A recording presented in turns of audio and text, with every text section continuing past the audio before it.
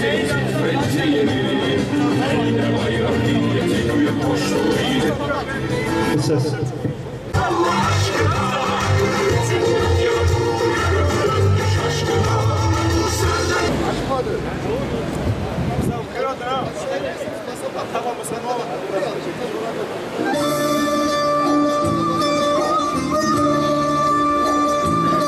...15 Temmuz 2016 tarihinde ülke olarak maalesef uluslararası bir karanlık bir işgal ve hain bir darbe girişimiyle karşı karşıya kaldık.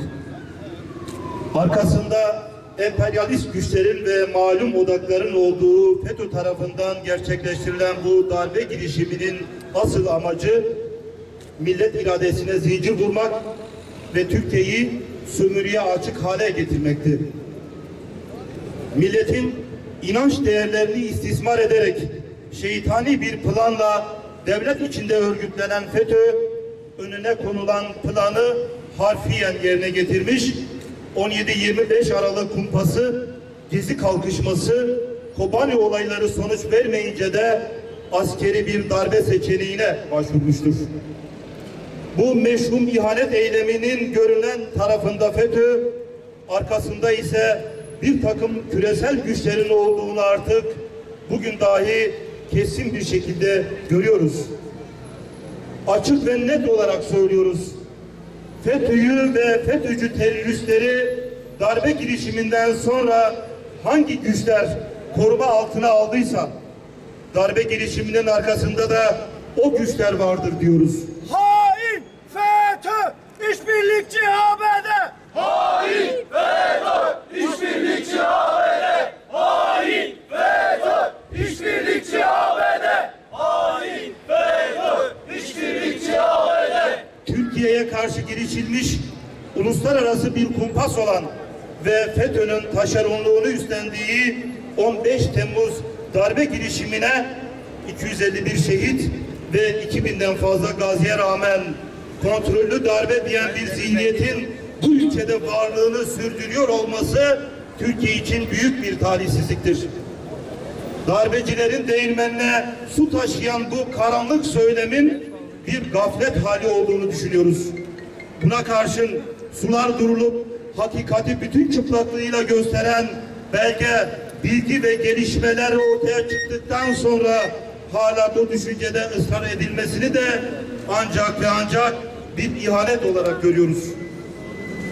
Nitekim Türkiye'yi büyük bir kaosa ve iç savaşa sürüklemeyi hedefleyen bu hain planda 8.000'den fazla askeri personel, 35 uçak, 37 helikopter, 74 tank, 246 zırhlı araç ve 3 askeri gemi millete karşı alçakça kullanılmıştır. Türkiye Büyük Millet Meclisi, Cumhurbaşkanlığı Külliyesi, Özel Hareket Daire Başkanlığı ve Emniyet Genel Müdürlüğü, MİT, TRT vericileri ve birçok kurum saldırıya uğramış. Genelkurmay 15 Temmuz Şehitler Köprüsü, TRT ve onlarca kurum da ayrıca işgal edilmiştir. Yapılan bu hain darbe girişimine direnen 251 kahraman kardeşimiz şehit, 2193 kardeşimiz de gazi olmuştur.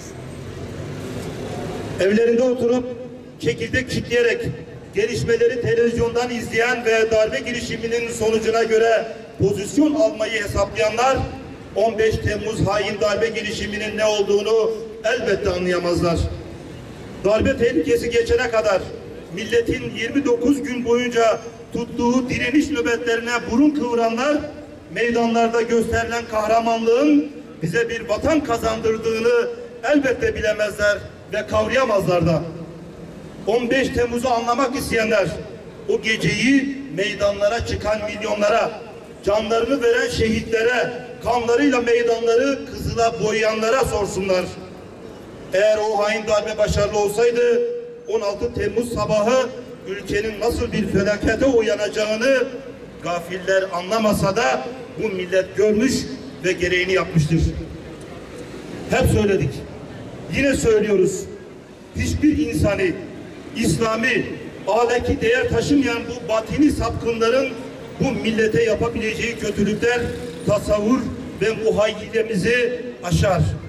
O gece okyanus ötesinden planlanan bu hain darbe başarılı olsaydı Türkiye bir kaosa, bir karanlığa uyanacaktı. Milletle ve İslam dünyasıyla ilişkilerimiz kesilecek, sosyo-emperyal eksenin parçası olacaktık. Eğer darbe başarılı olsaydı Türkiye bir sömürü ve yağma ülkesine dönüşecekti. Muhacirlerin, mazlumların, mağdurların sığınağı olan tek yurt ortadan kalkacaktı. İşte o gece millet bu oyunu gördü. Hangi çılgın bana zincir vuracakmış şaşarım diyerek kükremiş sel gibi önüne örülmüş tanklardan bentleri çiğneyip açtı. Tekbir! Allahu Ekber! Tekbir! Allahu Ekber! Tekbir! Allahu Ekber! Tevhid! La ilahe illallah! Üniforma giymiş teröristlerin millete karşı kullandıkları tanklara, uçaklara, bombalara iman dolu göğsünü siper etti. O gece abdestini alır, namaz kılarak meydanlara çıkan tanklara, uçaklara ve helikopterlere karşı çıplak elleriyle direnen milletin kahraman evlatları bu vatanı Allah'ın yardımıyla büyük bir işgalden, karanlık bir iç savaştan ve emperyalizme, uşaklıktan kurtararak bize yeniden hediye ve emanet etmiştir. Bu hakikati çocuklarımıza ve gençlerimize anlatmak emanete sadakatin bir gereği ve şehitlerimize karşı boynumuzun borcudur. Şehitlere en büyük vefa bu olacaktır. Bu ülkenin geleceği bu bilincin yaşatılmasına bağlıdır. Hainleri de anlatacağız çocuklarımıza, kahramanlarımızı da. Her bir şehidimizi tek tek genç dimağlarımıza tanıtacağız. Tarihe sığmayacak yiğitlikler, kabirlere sığmayacak yürekler, kitaplara ve filmlere sığmayacak kahramanlıklar gösterildi o gece meydanlarda. O gece 251 şehidin akıtılan muazzez kanları bu ülkenin kalbini besleyen bir bereket, aynı zamanda hainler içinde bir felaket oldu. O gece memur sen olarak 1 milyon üyemizle sokaklara çıkarak o muazzam direniş destanının önemli bir parçası olduk. O gece bu teşkilat hesabi değil, hasbi bir teşkilat olduğunu bir kez daha gösterdi. O gece tek bir bedende dönüşüp pazarlıksız bir fedakarlığın, amaçsız, fakatsız bir bilincin mücessem hali olarak kim demiş her şeyin bitişi ölüm, destanlar yayılır mezarımızdan diyerek direnişe, şehadete ve özgürlüğe koştuk. Bütün sendikalarımızla, komisyonlarımızla meydanlardaydık. Cuma dağlarımızla, Ali Alıtkanlarımızla, Yusuf Elitaşlarımızla, İlhan Varanklarımızla meydanlardaydık. Şehitler Kervanı'na ve Gaziler Meclisi'ne dostlarımızı da kattık. Milyonlarca vatan evladıyla birlikte yorulmaz, susamaz, acıkmaz, korku bilmez bir bedenin parçası olduk. O gece İslam coğrafyasının her köşesinde ümmet bizimle birlikte tek yürek olarak meydanlara yürüdü. Tek yürek oldu. Ümmetin yaralı yüreği bizim yüreğimizle birlikte attı. Mübarek elleri semada duaya durdu. Ankara'yla birlikte Kudüs, Bağdat, Kahire, İstanbul'la birlikte Halep, İslamabad, Kabil, Gazze, Adıyaman ile birlikte Hartum, Bosna, Trablus, Mekke. O nedenle diyoruz ki geleceğimizin teminatı daha fazla milletleşme, daha fazla ümmetleşme ve kardeşleşmedir. O gün nasıl ki meydanlarda darbeyi püskürttüysek, bugün de yine sinsiz stratejilere karşı teyakkuz ve sürekli bir bilinç halini kuşanmanın gayreti içindeyiz.